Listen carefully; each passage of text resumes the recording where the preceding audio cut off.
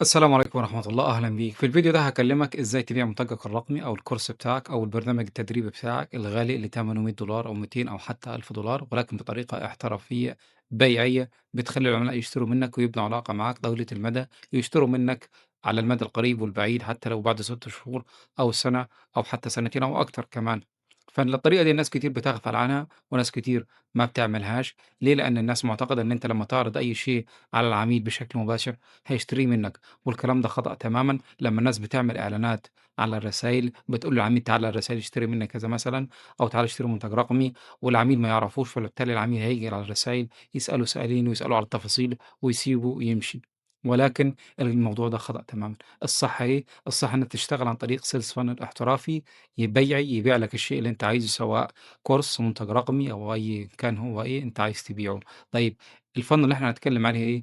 sales funnel، free course funnel أو lead magnet funnel. عبارة عن إيه؟ عبارة عن إن أنت بتقول للعميل بدل ما ييجي يشتري من عندك شيء غالي مثلًا أو سعره عالي، بتقول له تعالَ خُد شيء مجاني مفيد. الشيء المجاني ده ممكن يكون عبارة عن إيه؟ عبارة عن كتيب PDF مثلًا، فايل PDF أو فيديو مجاني تعليمي توعوي في نفس المجال بتاعك. خلّينا ناخد مثال عن كورس لغة إنجليزية، حد بيعمل كورس لغة إنجليزية، فبالتالي ما يقولش للعميل تعالَ اشتري الكورس بتاعي ب100 والّا $200، تعالَ، ولكن هيقول له تعالَ خُد فيديو تدريبي توعوي يعلّمك إزاي أساسيات الكورس الإنجليزي، يعلّمك أساسيات اللغة الإنجليزية، أو مثلًا خُد كُتيب يعلّمك أساسيات الجرامر تبع اللغة الإنجليزية، وبالتالي العميل هيسيب لك اسمه وإيميله ويحمّل الشيء المجاني. طبعًا أنت ممكن تحدّد أكتر من الاسم والإيميل، ممكن تحدّد رقم التليفون، تاريخ الميلاد، وأي شيء أنت عايز تحدّده. في اختيارات كمان العميل يختار منها، وبالتالي من خلال الفورم ده هيفلتر لك العملاء اللي هو فعلًا مهتم بالخدمة والكورس بتاعك، وهيجيب لك العميل اللي فعلًا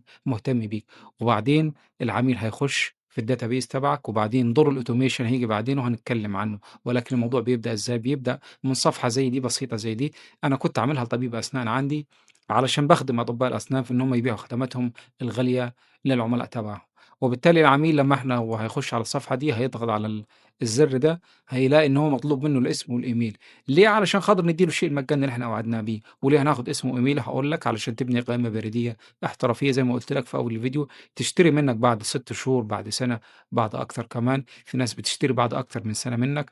لمّا تلاقي نفسك بنيت قائمة بريدية فيها 5000 عميل، فاعرف إن أنت بنيت business قائم فعلًا واقف على أرض صلبة، مش مُعتمد على الإعلانات، مش مُعتمد على التسويق المدفوع بشكل مستمر. فالعميل هنا هيسيب لك اسمه وإيميله، هيخش على الصفحة التانية فيها الفيديو اللي إحنا قُلنا. هناخد مثال في المثال ده على فيديو بدل كُتيب مثلًا، هنقول إن هو فيديو. العميل هيخش على الفيديو ده، فيديو تدريبي توعوي تعليمي للعميل مدته نُص ساعة أو ربع ساعة أو أيًا كان مثلًا 45 دقيقة. وأنا شخصيًا لمّا باعمل شيء مجاني للعميل باعمله بشكل احترافي، ممكن أقعد فيه 10، 15 يوم أعمله، علشان العميل يحس فعلًا إن هو واخد شيء مجاني مفيد، علشان لمّا آجي أعرض عليه الشيء المدفوع بتاعي يشتريه مني بدون تفكير. هي دي العلاقة اللي بتتبني على مدار سنين. العميل بيشتري منك. هو دي الشركات الكبيرة اللي أنت بتعمله. أنت ما بتقولش للعميل تعالَ اشتري مني وخلاص وتسيبه وتمشي. لازم تبني علاقة ثقة مع العميل، علاقة طويلة المدى مع العميل، علشان لمّا ياخد الشيء المجاني منّك ويحس فيه إفادة وفيه قيمة كبيرة،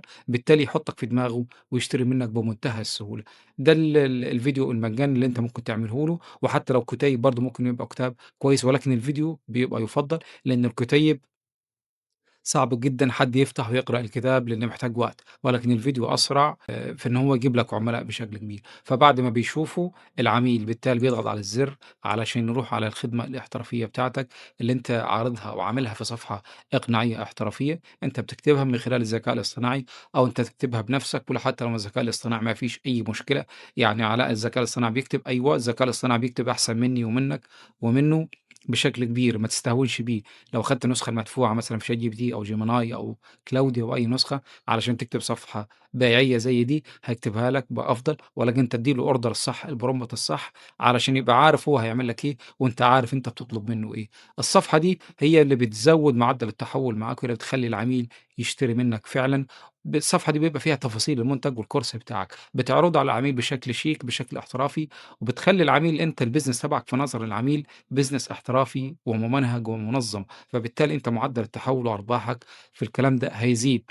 هل يعني العميل لمّا يخش على الصفحة ديّة شرط إن هو يشتري؟ طبعًا لأ، مش شرط إن هو يشتري، هو ممكن يقفل الصفحة دي ويمشي وخلاص وياخد الهدية المجانية. إحنا يعني هنا بنسيبه؟ لأ طبعًا ما بنسيبهوش، إحنا بنروح على دور الautomation في اللحظة دي بييجي وبنروح على الautomation وبنقول للعميل مثلًا العميل اللي إحنا خدنا اسمه وإيميله عايزين نكابتشره ونحطه في الdatabase تبعنا. إحنا أول خطوة إحنا added new trigger. يعني إيه trigger؟ يعني الأكشن اللي أخده العميل والموقع بتاعك هيرُد عليه، الأداة اللي أنت بتشتغل عليها هترُد عليه بإيه؟ طيب العميل بتاعك عمل إيه؟ أنت عايز تعرّف الأداة العميل بتاعك عمل إيه، مَلى الforum forum submitted أهي أول واحدة أهي forum submitted.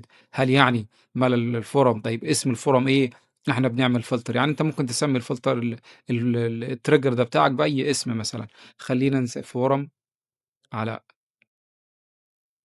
على سبيل المثال. بعد كده بتعمل filter أنهي forum عَبّال العميل.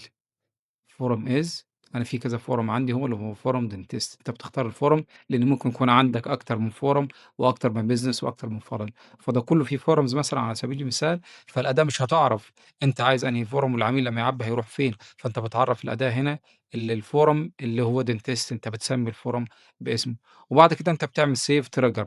إحنا خلاص حفظنا الaction اللي هيعمله العميل. العميل ملا اسمه وإيميله في forum، اسم الforum forum dentist.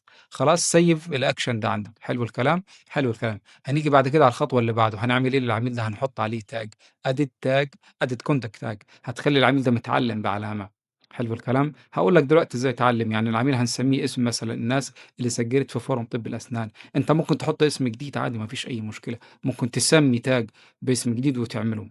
يعني أهو لو إحنا حبينا نعمل مع بعض على سبيل المثال كده مثلًا add new tag وبتقول له add new tag بيحفظهم لك عنده خلاص. الtag اللي بقى على العملاء دول اسمه أحمد. على سبيل المثال أنت ممكن تحط زي ما أنت عايز، بس خلّينا في مثالنا ده ناخد على الناس اللي سجّلت في forum أطباء الأسنان، وبالتالي بتعمل save action. خلاص اللي هيسجّل في الforum ده هيتحط عليه tag الناس اللي سجّلت في أطباء الأسنان، وهيتحفظ في database تبعنا.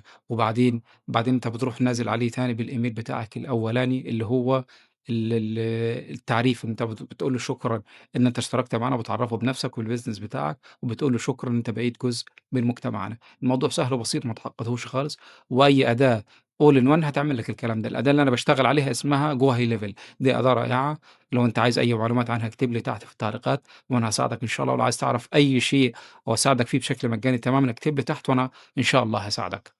وبتبعت الإيميل الأولاني بيكون أنت مثلًا عامل قالب مجهّز إيميل قالب أو أنت عايز تكتبه من البداية عادي برضه. هنا بتحط الإيميل الaction name بتاعك والbusiness email واسم الإيميل بتاعك، وبعد كده بتبدأ في الbody الإيميل بتاعك بتبعته للعميل. ولو أنت مدّي له كتاب خُد لينك الكتاب من على Google Drive وحُطّه هنا في الإيميل علشان العميل يعرف يحمّله. لكن إحنا خدنا مثال على فيديو في الكلام ده، وبالتالي بتعمل save action والautomation ده بيروح للعميل بكل سهولة، بكل سهولة.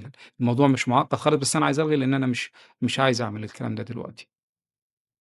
وبعدين بقى بتبدأ أنت مثلًا أنت لو عايز تبعت إيميل تاني وتالت وهكذا. بيفضل العميل يستلقى منّك إيميلات تسويقية احترافية علشان يشتري منّك الشيء اللي أنت وعدته بيه. ده أبسط طريق للfunnel اللي أنا قُلت لك عليه. أبسط طريق إن أنت عشان تبيع للعميل بشكل مباشر هيكون موضوع صعب خالص، لكن الطريقة اللي أنا قُلت لك عليها دي سهلة جدًا وبتبيع وبتحقق أرقام في الوطن العربي كبيرة جدًا. اهتم بيها ولو أنت عايز أي معلومات اكتب لي تحت في التعليقات وأنا إن شاء الله هاساعدك. شكرًا على المشاهدة، ما تنساش تعمل متابعة. مع السلامة.